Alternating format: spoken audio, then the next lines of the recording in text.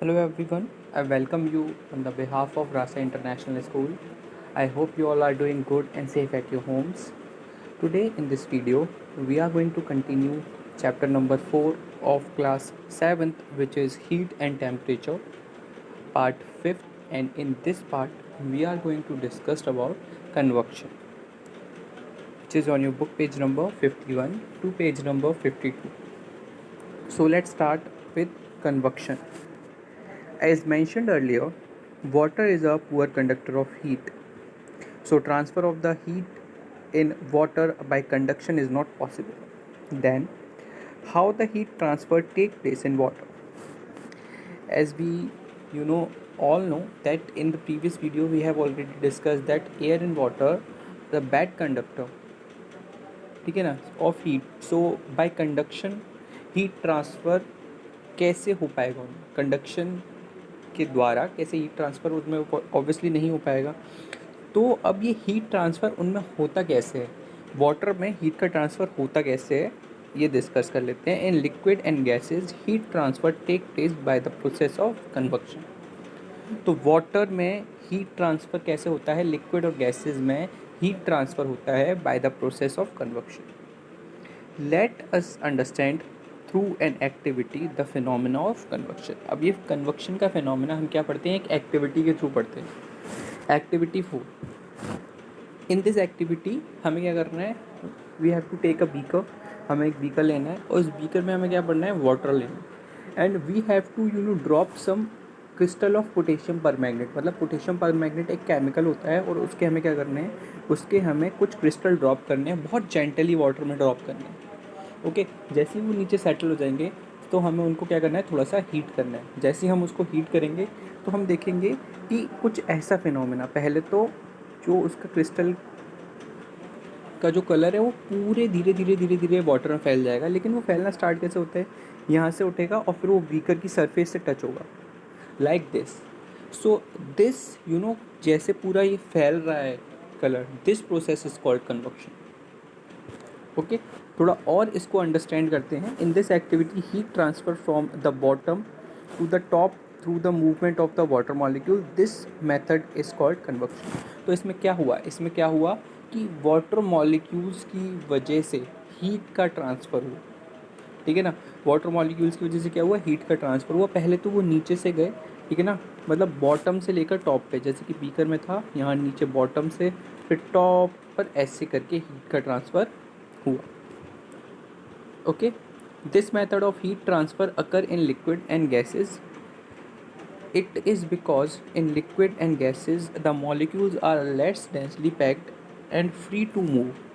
So generally कन्वक्शन के process के through liquid और गैसेज में हीट का ट्रांसफ़र होता है. क्यों हीट का ट्रांसफ़र लिक्विड और गैसेज में कन्वक्शन के थ्रू होता है, बिकॉज सॉलिड के पार्टिकल्स तो बहुत ही टाइटली पैक्ड होते हैं, बट लिक्विड के और गैसेज के पार्टिकल्स क्या होते हैं, वो थोड़े दूर दूर होते हैं, डिस्टेंस पर होते हैं. ठीक है ना, और दे कैन मूव फ्रीली, और वो आराम से क्या करता है, मूव कर पाते हैं फ्रीली. नेक्स्ट एक फिनोमिना है जो कि कन्वक्शन के थ्रू ही होता है, which is C breeze and land bridge. उसको डिस्कस कर लेते हैं जिससे और भी क्लैरिटी हमें आ जाएगी. Sea breeze and land breeze that blow near the coastal areas are example of convection currents. So sea breeze and land breeze are the examples of convection current, जो कि नॉर्मली कहाँ देखने को मिलते हैं, हमें कोस्टल एरियाज़ पे देखने के लिए मिलते हैं. कोस्टल एरियाज़ का मतलब जहाँ पर नॉर्मली वाटर फ्लो करता रहता है ना, वहाँ हमें देखने के लिए मिलती है. वाटर और लैंड जहाँ पर मिलते हैं. Okay, during the day, the land gets heated quickly and the air above it get warms. This warm air expand and move upwards. Meanwhile, water take longer time to heat up. The air above the sea remains relatively cool. This cool air above the sea surface moves towards land to fill the space emptied by the warm air. And this flow of cool air from sea towards the land is called sea breeze.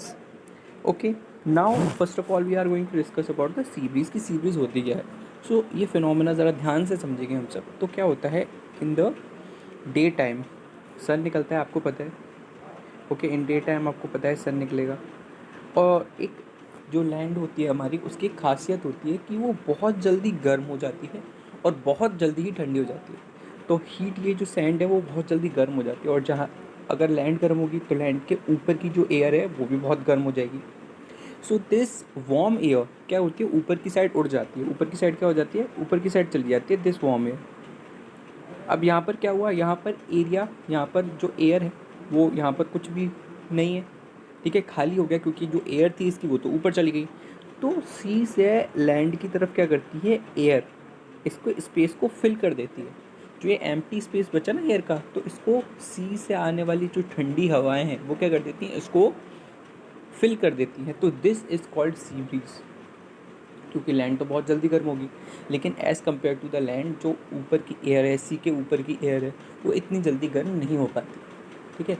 So generally sea breeze जो होती है वो क्यों होती है, इसी वजह से होती है, क्योंकि लैंड वाली जो एयर है वो गर्म हो गई, गर्म होकर ऊपर चली गई, और जो सी वाली ठंडी एयर है उसने उसकी जगह ले ली। ओके, सो सी ब्रीज किस समय होती है, सी ब्रीज होती है डे टाइम। नाउ अब हम डिस्कस कर लेते हैं व्हाट इज लैंड ब्रीज। तो similarly the sea breeze, land breeze occur in night time. ये डे टाइम में होती है, और ये कब होती है, this occur in night time.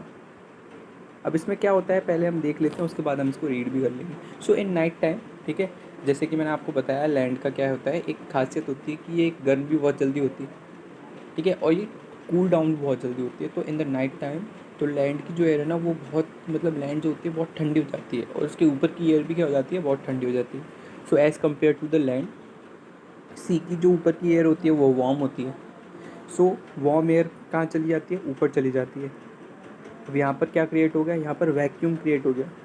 तो लैंड से आने वाली जो एयर है, ठंडी हवा, वो इसकी जगह ले लेती है, and this phenomena is known as land bridge.